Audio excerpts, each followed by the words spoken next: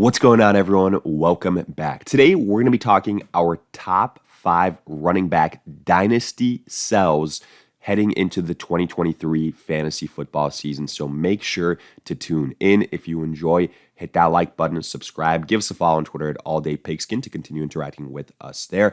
Let us hear in the comment section. Do you agree, disagree? What other names would you put on this list, along with any other questions you guys might have? We will do our best to answer them all. But with that being said, let's get right into it. And as you can see, we've got our fantasy football dynasty rankings heading in 2023 pulled up here via fantasypros. And like I said before, we're going to be talking top 5 big names. These are all names that we know, established running backs that you should be trading away to get value while you can, because either injury concerns, because they're getting up there in age, because they might be switching teams, etc., etc. So let's get right into it. We are going straight into the number 10 guy on this list. That is Tony Pollard of the Dallas Cowboys. And I know what you're saying. Look, we waited so long for him to finally be free of Ezekiel Elliott. It finally happened this offseason. Why in the hell would I sell if I'm a Tony Pollard owner? I'm finally going to cash in on those returns. And I will preface it with this. Look, if you're just focusing solely on this year, if you're looking at it from a short-term perspective, okay, then you keep Tony Pollard. I understand that. But if we're looking at it long-term wise, let's break this down. The Dallas Cowboys have said that Tony Pollard is someone that they wouldn't mind pairing up with a veteran running back. There have been rumors about maybe a Dalvin Cook being brought in, or somebody that's established so that Tony Pollard doesn't have the bulk of the workload on his shoulders. And immediately that's a little bit concerning. Also, Tony Pollard, a little bit of a smaller running back in terms of stature. On top of that, look, he is playing on a franchise tag. So what usually happens is if that doesn't get resolved and turn into a long-term contract, then there's a pretty good chance the Dallas Cowboys move on from him next year and that the landing spot is unknown and it doesn't get better, the situation for him. So I still think, look, a lot of places value him as a top 10 running back asset. You could get a lot back for him in return. So, I think we're talking, especially if you trade him away to a big-time contender, we're talking a first-round selection next year. If they're very desperate, probably a little bit more. Again, it's going to depend on how a lot of people value these players as well. That's why I don't want to try and say this is exactly what you should get for him, because it's going to depend on so many things. It's going to depend on team needs. It's going to depend on how league mates value these players. So you can never plan for those things 100%. But he would be somebody that I'm looking to potentially trade, because I do think you can get a lot in return. And look, on top of that, there are some injury concerns there as well. He was a little bit beat up, some offseason stuff. So keep all of that in mind. But if you say, okay, I'm going to write it out, I definitely think he can have a good 2023. It's what worries me afterwards, 2024 and beyond with him. And another guy that I think is in a very similar situation, Austin Eckler, only one spot down. He's the number 2 guy here on our list of top running back sells. In fact, I think you could argue he's the number 1 guy compared to, Pollard, because of what Eckler has done these last couple of years. And look, dating back to maybe 2 years ago, there was no bigger advocate for Austin Eckler than me. But now I also realize what we've gotten from Eckler these last 2.5 years and what is probably left in the tank with him. And the first thing is he is getting up there in age, right? So that is definitely a concern. On top of that, he was just in contract disputes with the LA Chargers. He was saying, either give me some more money or trade me or cut me, whatever. The Chargers end up getting a deal done with him, but more than likely he's going to be gone next year. Running back position, a very replaceable position in the NFL. And sure, the Chargers, they have this window open right now with all these superstars, so they decided to, hold Austin Eckler. But I very, very much think that next year he's probably going to be gone from the LA Chargers, and that is going to absolutely kill his his value. On top of that, he is very pass catching dependent. So if that role diminishes a little bit, you're going to be hurt. I would say definitely capitalize on the value right now. All the things that dynasty players look for at the running back position, Eckler has trending down for him. I think that you can still get premier value, especially as the season progresses, because if somebody gets desperate and is trying to essentially buy a championship, Austin Eckler can fetch premium dollar. The last couple of seasons, he's been a top 3 running back, so you can still get a lot for him, arguably even more than you could for Tony Pollard, because Eckler is more of a proven commodity. So I absolutely love selling Austin Eckler for a haul in all dynasty formats. Let's move on though now and go a little bit further down our list. We go to Derrick Henry, and he could be the poster child for any, dynasty running back sell breakdown. And we're not going to skip over him either, because Derrick Henry, similar to an Austin Eckler, he is getting up there in age. Sooner rather than later, he will be 30. And I mean, the fact that he hasn't fallen off yet is still kind of wild. But look, there were already some rumors that the Titans might move on from him. I don't think it's going to happen. So I think he still got this year in Tennessee. But he offers almost zero as a pass catcher. He's in a very, very concerning offense with the Tennessee Titans that I think is trending downwards, and it starts with the quarterback position. I just don't think Ryan Tannehill is all that great. I don't believe in Malik Willis. I don't believe in Will Levis either.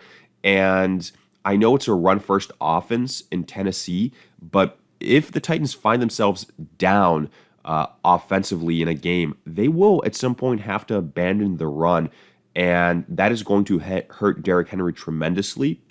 It's going to be in a situation where he's not on the field as much because of what he lacks as a pass catcher. So all these things could hurt him. On top of that, some injury concerns as he gets older, potential injury concerns. So all those things would make me want to sell Derrick Henry ASAP. There's still some people, if you look at typical mock drafts that aren't dynasty related, they're taking Derrick Henry in the late first, early second. Target those type of people. And if, again, similar to an Austin Eckler type of trade, if somebody is looking to buy a championship in 2023, target that person. You'll be able to get decent value in return for Derrick Henry. I do believe that. I think he is very much so a rental piece. He shouldn't be in your long-term plans for dynasty roster building. So I think we've seen the best days for Derrick Henry behind him. I am selling on him for so many reasons: age, potential injury concerns, and then at the top of that list, the offense that he plays on. So I am passing and selling Derrick Henry heading into this year. Then we go to Aaron Jones of the Green Bay Packers. Another guy, he's ranked 24th on this list. The last couple of seasons, he has been, kind of dependable and an underrated asset. But now, to me, look, I still think Aaron Jones is very talented, but it's all about the team, and it's more so all about the fact that Aaron Rodgers is no longer there. And without Aaron Rodgers, I just don't believe in anybody on this team, especially Aaron Jones. He's at the top of that list because he's a guy that has a lot of mileage on him. And he also has A.J. Dillon breathing down his neck. Now, yes, Aaron Jones has the higher pass-catching upside, but A.J. Dillon is going to vulture a lot of those red zone opportunities, a lot of those touchdown opportunities. That worries me. I think this entire Green Bay offense takes a step back, and all those players offensively are going to be hurt. Aaron Jones, definitely. He's up there in age. I wouldn't be shocked if the Green Bay Packers move on from him after this year or the next. So, again, we're in a situation where you've got an aging running back who has competition behind him, and you could argue the competition is almost as good, if not better than him, in A.J. Dillon. You've got an offense that lost Aaron Rodgers, and unless you believe in Jordan Love, which I don't, I think it's going to get ugly for Green Bay offensively. And if they find themselves in negative game scripts, again, another potential concern. So Aaron Jones, I am selling him. Take what you can get because I think compared to all the names that we mentioned, he's in one of those situations again where age and potential contract situations. We're not going to be in a good situation 2024 and onwards with Aaron Jones. Now, I will say here, a guy that I was going to mention before was Dalvin Cook.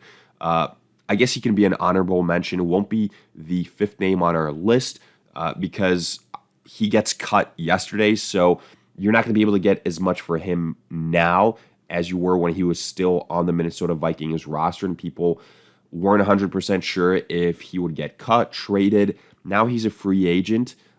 And we don't know where he's going to land. I honestly do think wherever he goes, it's going to be a worse off spot than what Minnesota had. If he goes to a crowded backfield like a Miami, I think it's going to be a disaster. So it's really, really destination dependent with Dalvin Cook.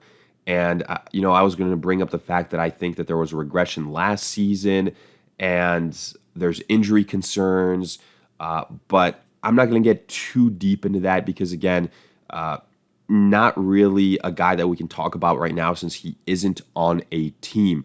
So let's instead scroll down here and talk with, well, weirdly enough, his former backup in Alexander Madison, ranked 39th overall. So this list hasn't been updated. Alexander Madison should be ranked higher. And I will say right now, I am definitely selling Alexander Madison because a couple things. When you drafted him, you probably got him in late double-digit rounds. Even in startup drafts right now, he was going in later rounds.